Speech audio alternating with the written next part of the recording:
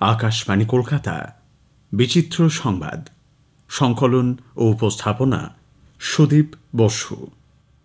Ice cream খেতে ভালোবাসেন না এমন মানুষ মেলা বেশ কঠিন।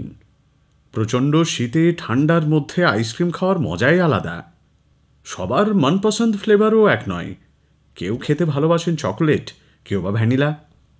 আজ আপনাকে এমন এক জায়গার সন্ধান দেব যেখানে গেলে মিলে যাবে চেনাশোনার মধ্যে সমস্ত রকম আইসক্রিমের স্বাদ।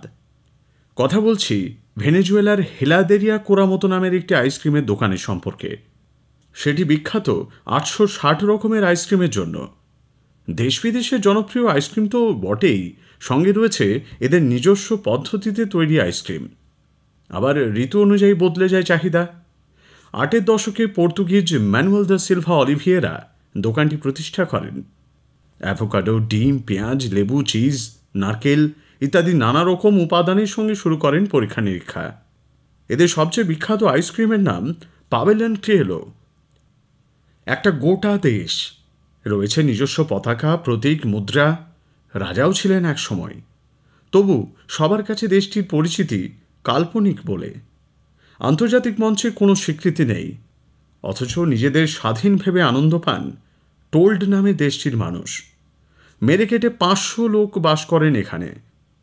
আসলে টোল্ড নামে ওই দেশ ইউরোপের এস্তোনিয়ার একটি পৌরসভা থেকে বড় আকারের নয়। সরকারি সমস্ত কাজকর্মই চলে এস্তোনিয়া থেকে। 1992 সালে যখন এস্তোনিয়া সোভিয়েত ইউনিয়ন থেকে স্বাধীনতা পায়, তখন সারেমা দ্বীপটি দুভাগে বিভক্ত ছিল, সালমে আর টোল্ড প্যারিস।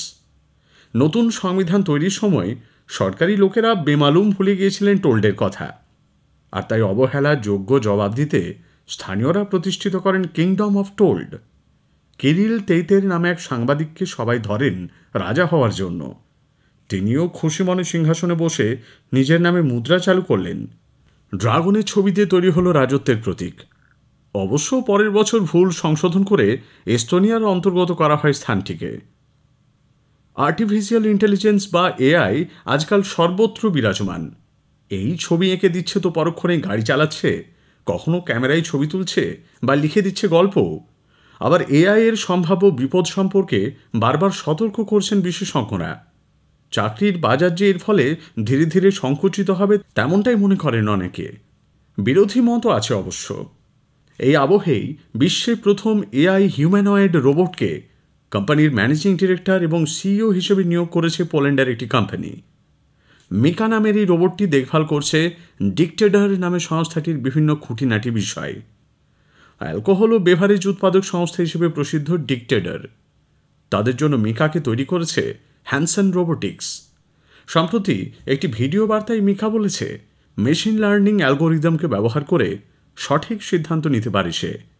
কোনো ব্যক্তিগত স্বার্থ দ্বারা সে নিয়ন্ত্রিত নয়। পণ্য প্রস্তুতির জন্য উপযুক্ত লোক বাছাইয়ের দায়িত্ব আপাতত মিকার হাতে। তবে তাদের নিয়োগ কিংবা বরখাস্তের সিদ্ধান্ত রাখা হচ্ছে মানুষের কাছে। 116 বছর বয়সে মৃত্যু হল বিশ্বের প্রবীণতম ব্যক্তি জাপানের ফুসা জাতসুমির। এর আগে গত এপ্রিলে মারা যান 119 বছরের ফুকুওকা। তারপরই বিশ্বের প্রবীণতমের শিরোপা ওঠে ফুসার মাথায়। বিশ্বযুদ্ধ এবং একাধিক মহামারীর সাক্ষী এই মহিলা জটিল কোনো রোগেও আক্রান্ত ছিলেন না। মৃত্যুর সময়ও বিশেষ কোনো কষ্ট পাননি।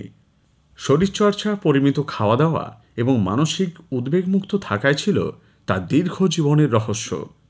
প্রতিদিন সকালে উঠে 1 কাপ চা খেতেন। তার মতে বার্ধক্যেও চাঙ্গা থাকার রহস্য নাকি লুকিয়েছিল ওই চায়েই।